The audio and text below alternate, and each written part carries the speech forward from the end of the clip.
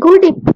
Welcome in RNQ classes, block number 2, unit number 4, problems of evil, contents, objectives, introduction, types of evils, logical. Good evening. Welcome in RNQ classes, block number 2, unit 4, problems of evil, objectives, introduction, types of evils, logical argument from evil, typolo- uh, typology of evils, theories of evil, Western perspective, problem of evil, Indian understanding. Let us sum up keywords, further readings and reference. 4.0 Objectives. The problem of evil challenge the existence of God as Storms observe the problem of evil traditionally has been understood as an apparent inconsistency in theistic beliefs. The gruesome the gruesome facts of suffering provide unmistakable objective evidence that an all-powerful and perfectly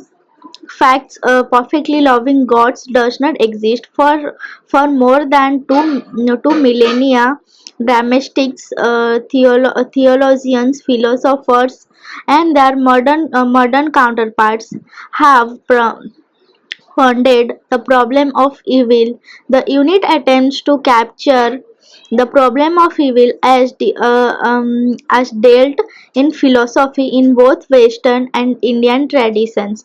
4.1 Introduction. Philosopher's task is to see whether the facts of suffering which induce a range of powerful religious reactions involving belief, emotions of motivations also provide the basis for a cogent argument from evil to the non-existence of God, an argument that should persuade the reasonable person who considers it carefully. Philosophy, like literature, preoccupied with the problem of evil, its origin, nature, and effects. Philosophers have tried to define evil to assess the utility of the moralistic language of evil and to ask what the existence of evil say about human nature. Religious thinkers have asked how an all-powerful and benevolent God can tolerate evil and undeserved suffering, whether evil is intangible and serves some rational purpose or it's utterly inexplicable, and whether evil is intractable or can be eradicated of or overcome. In the 20th century, secular explanation of evil, attributing evil to environmental or physiological defects, tending to replace religious and philosophic ones, at least among intellectuals. Physiologists and sociologists blamed evil on such factors as mental disease, past abuse, physiological uh, destination, and dysfunctional patterns of development, social, demographic, economic, and political stresses, frustrations, inequalities, dislocations, flawed ideologies, and misplaced idealism. Contingency is a hallmark of many historical accounts of evil. A key goal of moral history of evil must be to understand the social, economic, cultural, and political conditions and ideologies that mishap societies and allow collective evil to develop, take root, and flourish. Historical evils are resulted from forces as diverse as racial and religious intolerance, difficult economic circumstances, the the untrammeled working of the free market, and utopian and messianic ideas. 4.2 Types of evils. Philosophers and theologians are discussed the problem of evil for centuries. They tried to classify evil into two broad categories, namely moral and natural. Moral evil. This covers the willful acts of human beings such as crimes, self-destructive acts and damages they cause in human life as murder, rape, etc. Natural evil. This refers to natural disasters such as famines, floods, and destructive effects of earthquakes and so on. There are two classes of evil. Physical evil. This means bodily pain or mental anguish, fear, illness, grief, fear, etc. Metaphysical evil. This refers to such things as imperfections and chance, criminals going unpunished, determites, etc. There is another way to distinguish evil as moral and non-moral evil. Evil is what harms human beings. The moral evil is harm done by human beings to another human beings. The non-moral evil is viewed as an harm done to harm beings by non-human agents and events. 4.3 Logical argument from evil. The classical form of argument from evil demonstrates the impossibility of God's creating a world containing any evil whatsoever. This basic idea was put forwarded by Epicurus, Greek philosophers, was forcefully restarted by David Hume, 18th century Scottish philosopher and fierce critic of Christianity. In these dialogues concerning natural religion, is he willing to prevent evil but not able? Then he is impotent. Is he able but not willing? Then he is malevolent. Is he both able and willing? Whence then is evil? This may put it in this logical sequence. 1. If God exists and is perfectly good, then he will prevent as much evil as he can. 2. If God exists and is important and is omnipotent and omniscient, then he can prevent any evil from occurring. 3. There is evil. Conclusion. God does not exist, or he is not opponent and consistent, or he is not perfectly good. 4.4 Typology of Evil. In her book The Many Faces of Evil, Amelia Oxenberg Rorty provides a complex and a sixfold typology of metaphysical theological treatment of evil. First, there is only divine goodness. Will evil as an illusion, what is often called theodicy. Secondly, that there is no some evil, but the latter is only a lesser degree or a privation of goodness, a view prominently associated with St. Augustine. Thirdly, that good and evil are both real and perman- permanently completing forces, what is called mechanism. Fourthly, that human reason pu- postulates a perfectly rational universe, but acknowledges evil as a dilemma of view ascribed to Kant. Fifthly, that evil is real and the world is a mess. Schopenhauer, and sixthly, that good and evil are nothing in themselves but only social constructs. Hobbes and possibly needs sketch. By contrast, Susan Neiman in her book Evil in Modern Thought makes to do only two major types, namely arguments relying on free form heaven and arguments bent on condemning the aesthetic. Whereas the former advanced by philosophers celebrating divine or rational order despite real life experience to the contrary. The second are favored by an assortment of realists, poemists, and cynics. Dalmer approached the problem in different way. He finds three categories that are traditionally dominated discussion of evil. They are radical monism, dualism, and third category involving a spectrum ranging from modified monism to modified dualism. Radical monism holds that ultimate reality, being a reflection of divine or a benevolent creator, is wholly good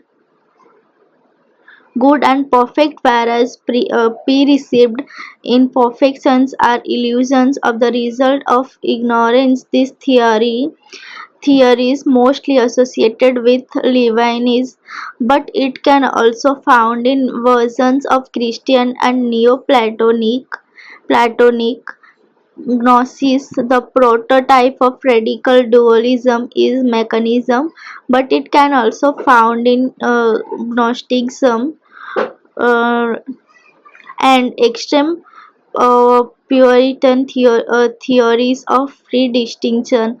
The middle ground between monism and dualism is occupied by Neoplatonic and Christian thinkers ready to acknowledge evil but giving primacy to divine goodness. Thus is treating evil as more privation of goodness. Augustine approximates the monist view, however, by insisting of unfairness of human nature and the distinction between the heavenly and earthly cities. His theory slides towards mechanical dualism. 4.5 Theories of evil, Western perspective. McCloskey had an attempt to map the prominent theories and explanation of problem of evil. The theists offer different explanation for the problem of evil. Some of the people consider evil as real and some viewed as an unreal or as privation. Some consider it from moral viewpoint and some discuss it as a matter of faith. These are some of the prominent explanation to problem of evil. 1. Evil as unreal. This view is usually explained by reference to an analogy with the arts. Discord in the part of a symphony produces greater harmony and beauty in the whole. Few theists would seriously wish to contend that moral evil is unreal, that it is illusion rather than reality. However, some theists have argued that pain is not really evil, or thinking that it is evil is said to result from viewing it out of its context. If we had a God's eye view, we should see that such alleged evil is a valuable part of the whole which heightens the beauty of the majestic divine melody in Brief: the attempt to solve the problem of evil by asserting that evil is unreal rests on a argument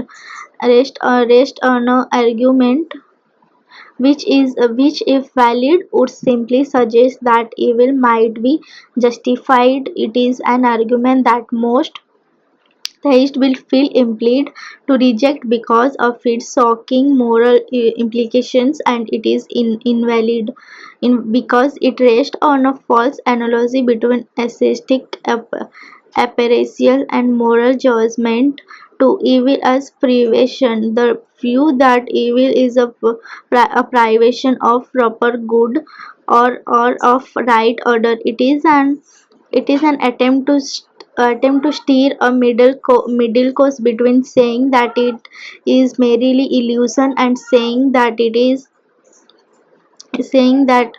it is fully real. It is hoped thereby circumvent the difficulty of having to attribute to God the creation of evil as a positive nature. Evil, it is claimed, is such that its nature lies in the absence of privation of good rather than in the presence of something positive or intrinsic.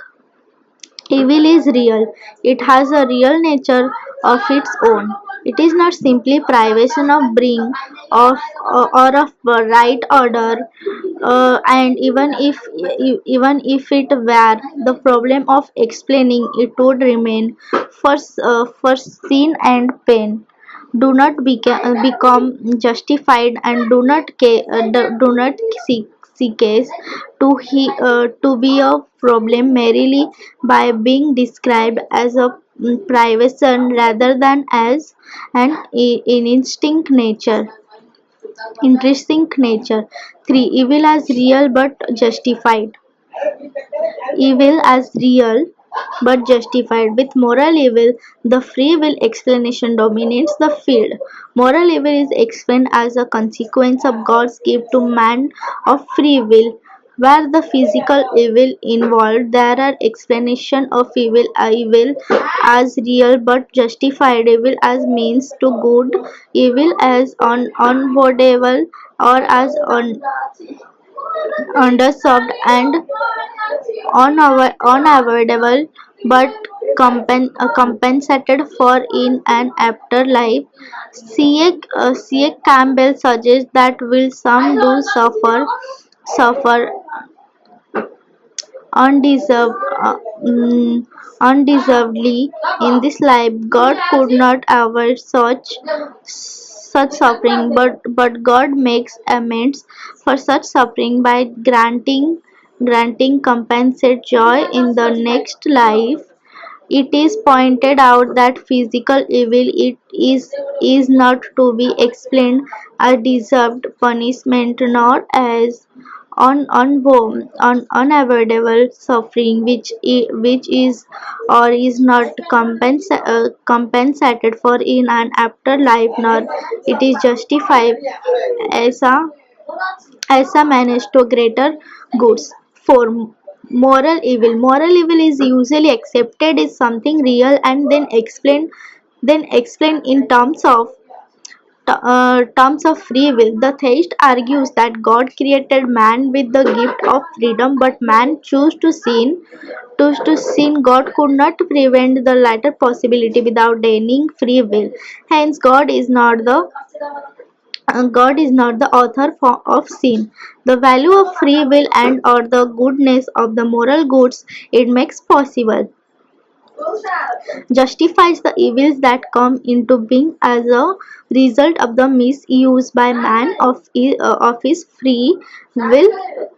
Fifth, faith and evil. Does faith provides way out of the problems of moral evil and suffering? It is often argued that it is presumptuous and arrogant for us to try to judge God on the basis of our limited human reason.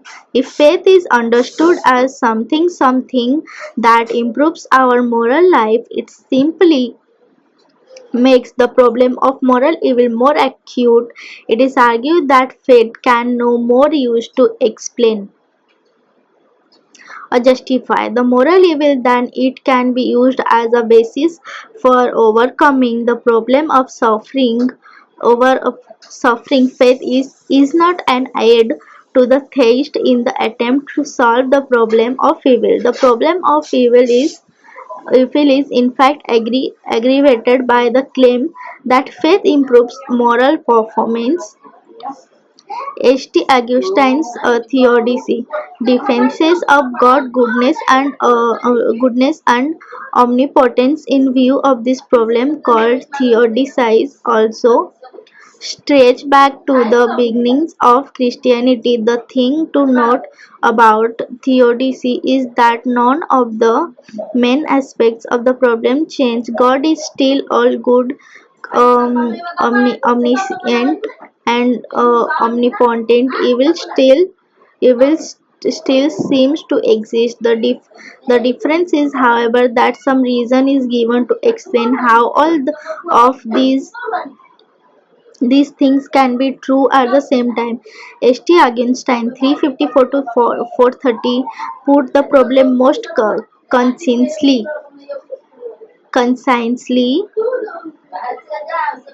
Either God can't abolish evil or he will not. If he can't, then he is not all powerful. If he will not, then he is not all good. St. Augustine theodicy is a prominent theory of evil considered by many theologians and philosophers. St. Augustine and Reinhold never stressed evil's inward character. Its roots in human pride, sensuality, selfishness, and alienation from the divine, drawing upon the notion of original sin. This perspective sees the capacity of sinfulness as omnipresent, lying ultimately in the human capacity for self-deception and the tendency to confuse self-interest with righteousness. Other theologians have adopted a mechanical perspective regarding evil as an entity outside the self. The free will argument. A modern advocate of Augustine's view can be found in Alvin Plantinga, God, Freedom and Evil 1974, who claimed that for God to have created a being who could only have performed good actions would have been logically impossible. Plantinga's views of the free will defense is a landmark in contemporary discussions of the problem of evil. As he expounds the free will defense is based on the two philosophical claims, which it adds to the theological assumptions that God is omnipotent,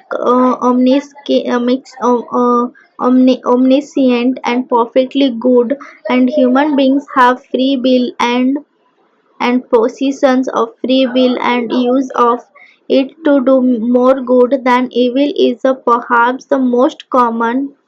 Theodicy is the so-called free will argument, very similar to Augustine's argument, which goes something like this. Evil is the result of human error. Human error results from free will, the ability to do wrong.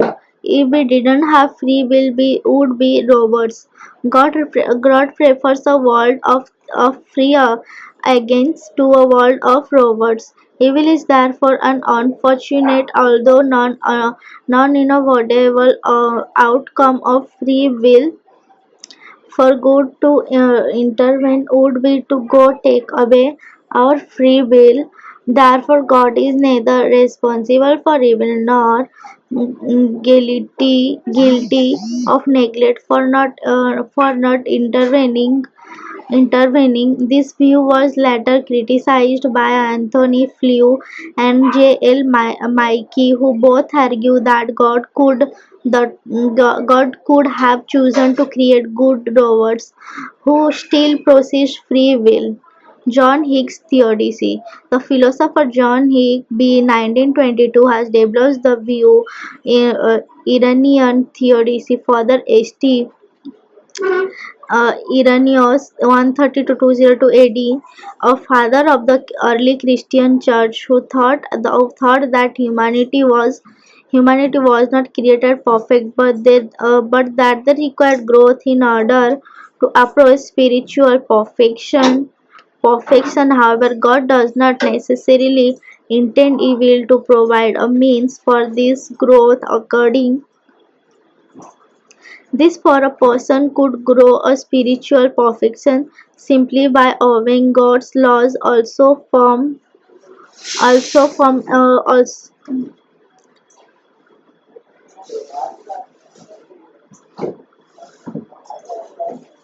Irenaeus' point of view, God does not intervene in human affairs to prevent evil because that would be to interfere with free will.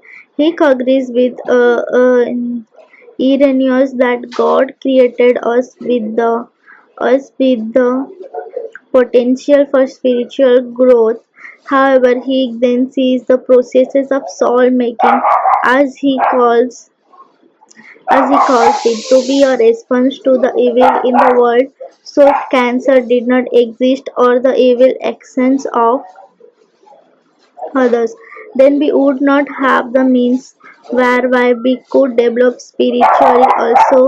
He also also he argues there exists what he terms an epistemic distance between human beings and God, so that we are not born knowing of his existence, and it is not something which it is easy to gain certain knowledge of. Therefore, the processes of soul making also involves a battle to attain religious faith. Two further consequences of Hick theodicy should be borne in mind here. Firstly, because some individuals do not seem to have opportunity to develop spiritually. Example, in the case of infant death, he argues that we must bring the possibility of an afterlife into the equation, so that such souls receive a heavenly reward. Secondly, because there is such a great amount of evil in the world, and not all suffering seems fair or understandable. We must finally admit that we can't fully understand God's reasons or His plan. The process theodicy, the process philosophy, is the idea that reality is in a state of changes and development. From this point of view, no opinion of how the world is can always be true. Process theology argues that the reality of God is not fixed and that God himself is still developing. From this point of view, God is dipolar, that is he has two poles, one mental and one physical. The physical pole is the material world itself, which acts almost as God's body. Because of this relationship, God is partly distinct and partly immersed in the world, just as we are in our bodies. As a result, any suffering in creation is also undergone by God, and creation itself is seen as a corporation between God and all other beings. Whatever this corporation actually takes place, it does up to humanity. In other words, God can't force human to do his will, but can only influence them. 4.6 Problem of evil. Indian understanding. The Western theories of evil are mostly explained from Christianity. Indian perspectives on problem of evil are different from the West. The dominant conception of India is derived from Hinduism. The scholars try to explain it differently from the Semitic religious tradition. Does evil belong to the divine, or is it purely human or physiological phenomenon? It is argued evil is a major theological problem in the Semitic religious traditions, as the existence of God and evil are not compatible at Masonic level. It is also argued that understanding of the problem of evil is depends upon one's worldview. The theistic worldview of evil would be significantly different from that worldview is non-theistic, as Ramamurthy argues in this book, Indian Philosophy of Religion. In Hinduism, the explanation of evil is more metaphysical than theological, as there is no doctrine of creation in Hinduism. Since God is not the creator of the world, he is in no way connected with the explanation of evil. The problem of evil is delinked delinked with the existence of God. Evil is viewed and explained basically in terms of man and his spiritual growth. It is more or less a value or a meaning which man attaches to certain things and experience the objective world or the world of facts in itself. It neither God nor bad. It acquires the value of good or bad from the point of view of man who just thinks in terms of their value and significance to himself. What is good or what is evil depends ultimately upon the culture and religion to which man belongs. Further, it is viewed that Indian philosophers of religions are basically pragmatic in their attitude and approach to religion and its problems. Their analysis and understanding of the problem of evil is also basically pragmatic, as their objective in understanding the problem of evil is to help man in overcoming it, and purely theoretical understanding of the problem of evil may not be possible, as it is not amenable to rational understanding of man, and at the same time the problem is highly significant to man and his religious life attaining perfection. A major explanation of evil which characterize Indian understanding of the problem of evil, and a major it's common to several thinkers and schools of thought is that though man is supreme or best form or manifestation of the divine, he is somehow unaware of his divine origin and nature. Instead, he thinks of himself as having an independent existence, and therefore lives for himself and conducts himself as if he is his own master and explanation. It is often claimed that the doctrine of karma and rebirth provides Indian religious with a satisfying account of evil and suffering than do typical Western solutions to the problem of evil. Arthur Herman, in his work The Problem of Evil and Indian Thought, similarly asserts the superiority of karma to all Western theories. Unlike the Western theories, the doctrine of rebirth is capable of meeting the major objections against which those Western attempts all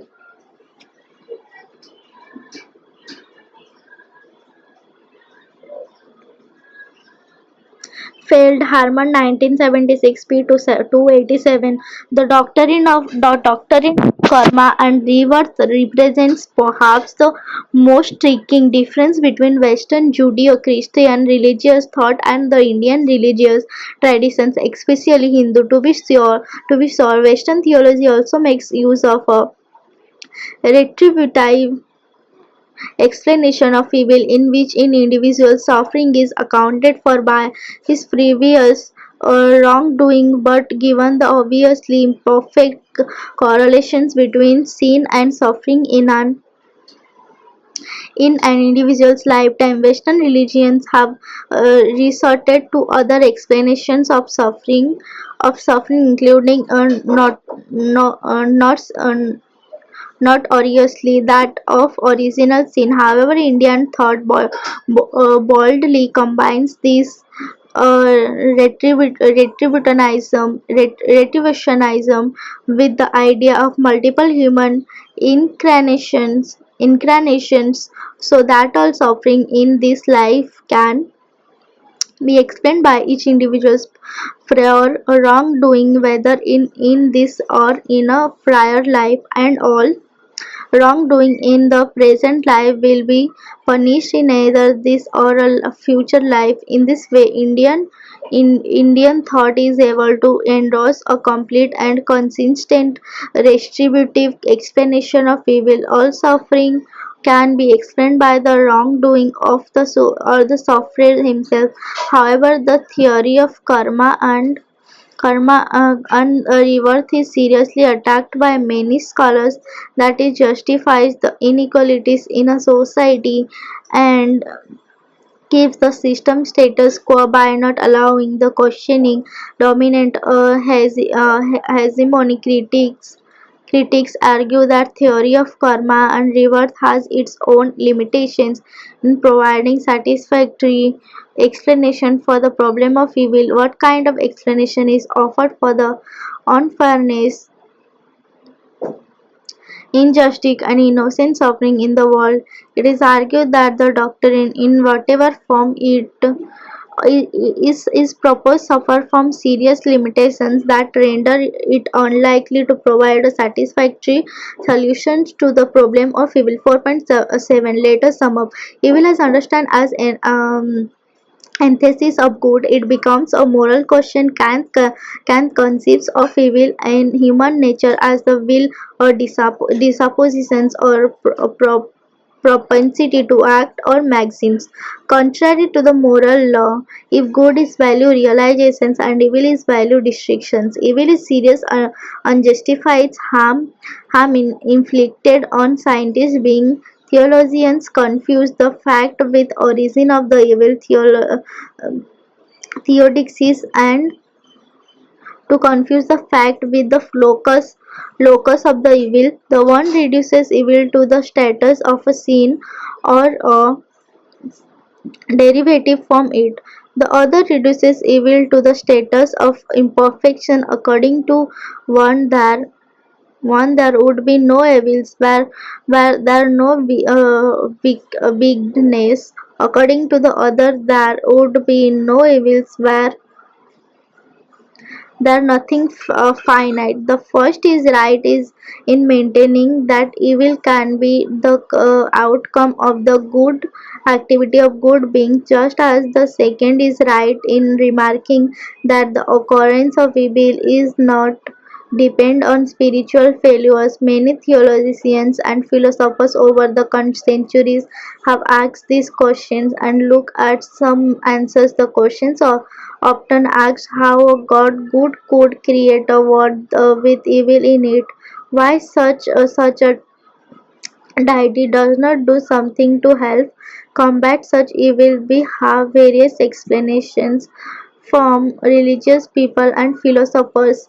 The problem itself arises because of certain qualities which religious believers grant to God, and the consequences of these given certain observations about the world. Understanding evil is crucial to our conception of morality. The philosophical approach to the problem of evil is different from the theological approaches. It has potential to understand the problem in fair and objective manner. It will broaden our understanding. Keywords: theories of evil, theostics, moral evil, theodicy, sin, morality, karma, theologians, free will, God. 4.8 Further readings and references. Adams, Marillion, M.C. Cord, and Robert Marihugh. Adams, ed. Problem of Evil, Oxford, OUP, 1990. Invagen, Peter Van, The Problem of Evil, Oxford, OUP, 2006. William Lane Craig, ed. Philosophy of Religion, A Reader and Guide, Edinburgh University Press, 2002. H.J. M.C. Kloski, The Problem of Evil, Journal of Bible and Religion, Vol 30 number July 1962, pp 187 to 197.